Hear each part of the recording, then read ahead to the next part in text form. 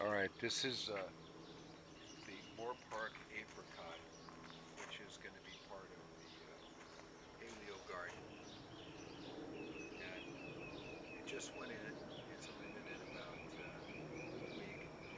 And it's out in the front. It's the only fruit tree that's going to be in the front.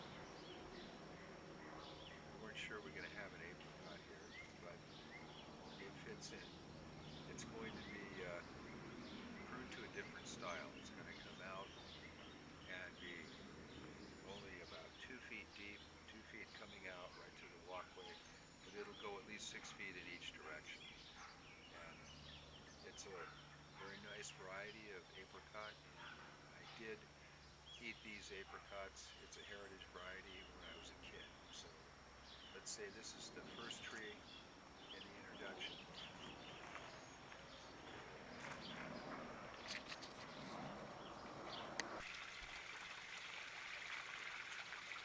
These are the next players in the Paleo Garden. It's a navel orange that's being trained to go over this turtle pond here, which was the first aquatic feature that went in. There's a loquat tree over there, which will be totally ripe in a couple of weeks. There's a few on it right now. Very old rose bush, and a small loquat tree getting started. So we'll go to the fruit garden next.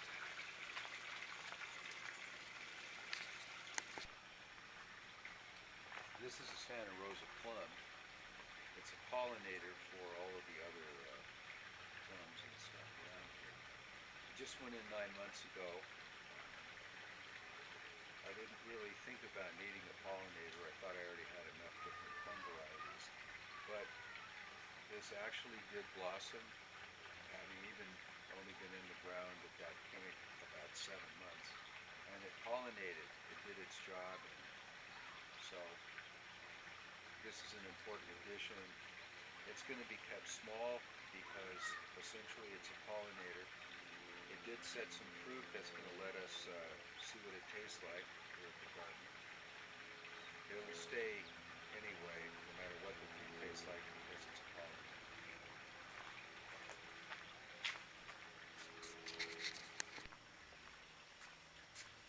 This is a pomegranate that's right on the border, and I've taken care of it for years. It gives a lot of really great pomegranates, and so it's already a proven contributor as far as a fruit type garden. What you've already seen are fruits that don't store well: citrus, pomegranates, and that was why this part of the garden was added that I'm going to go to next.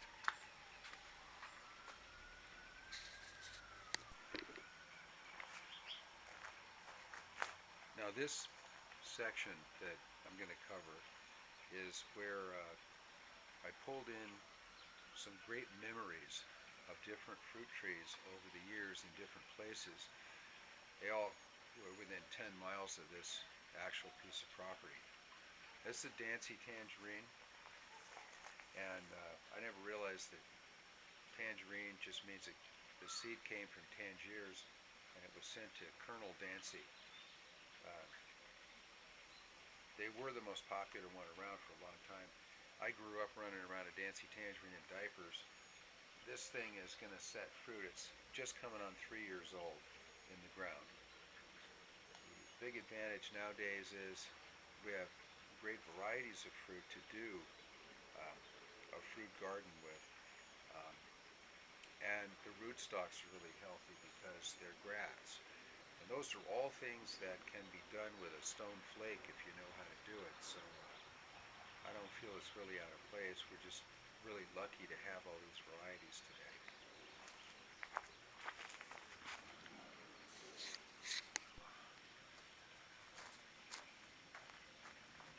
This is a Sumatsu sweet skin plum. Again, this one's just coming on 3 years in the ground, but it's already gotten a lot of training and pruning. Um, the idea is if the tree's going to be 12 feet high, You don't want any pokies below 6 feet. So this whole trunk was cleaned up. These all grew in the last, say, 30 days. And after the fruit season, these will all be trimmed off. Again, back up to about half the height that the tree is going to be.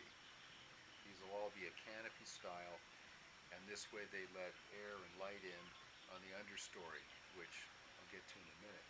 This did set plums this year. It set a couple last year, but they fell off because there was no pollinator. All along here, if you can see, are beautiful plums. Sumatsu, sweet skin plum.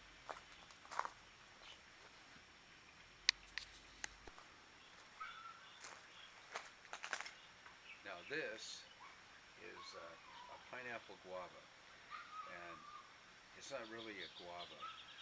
It's a separate thing, but it's commonly known as a pineapple guava. If it were a guava, it'd be the only one in the guava family that I really care about. I first tasted these about 10 miles from here at a movie set. It was the Count Yorga Vampire movie set, and these were planted as ornamentals, and they're fantastic. They're a thick-skinned, smooth, skin is edible. They're filled with sort of a kiwi-like flesh with a little overtone of pineapple, and you just eat them like you would a soft-boiled egg. Fantastic. They're also an evergreen.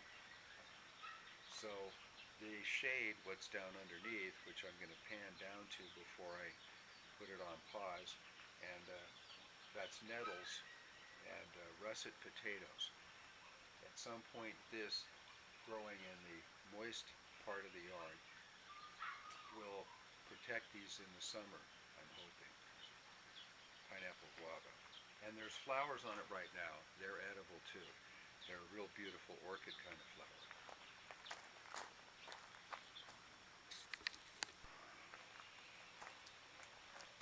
So these additions to the Paleo fruit garden are an elephant heart plum, which has set some plums. They're a delicious kind of a light green and purple mottled smooth skin with a deep, firm purple flesh that's really sweet. This is an heirloom variety, but it's on a graft. There's a goldmine nectarine over there that was rootstock and bought late in the season at a sale, and I thought it died. That's why I put this guy in right here. But it's coming back, and it's going to set a couple of nectarines. So all told, there's 5 fruit trees growing in less than 400 square feet.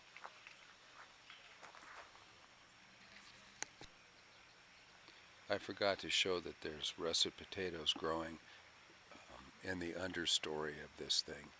This is under the pineapple guava, and they're hard to see among the nettles, but there are 6 potato plants coming up. And I'm hoping if I mulch them up right, there'll always be some potatoes available. These are the last fruit trees in the garden. That's a Palm Wonderful pomegranate that's just starting to take its shape. It's going to arbor over the campsite here. It has a genuine forest-type floor. There's a hibiscus flower behind it, a navel orange that's in full production, but it's been trimmed back a lot, and a Meyer lemon. And pretty much that's the fruit trees right now in the garden.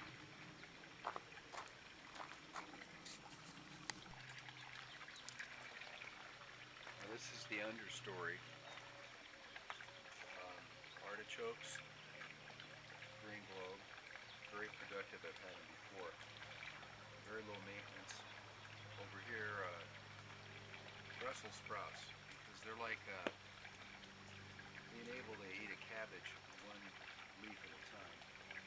These are just some sweet snap peas that are in for seed that we just broadcast, and some bok choy, a member of the mustard family. I'll see if I can get some seeds. Oh, and there's blackberries growing all by the fence. And they made about, they had 2 little baskets of blackberries last year. They'll probably do better this year.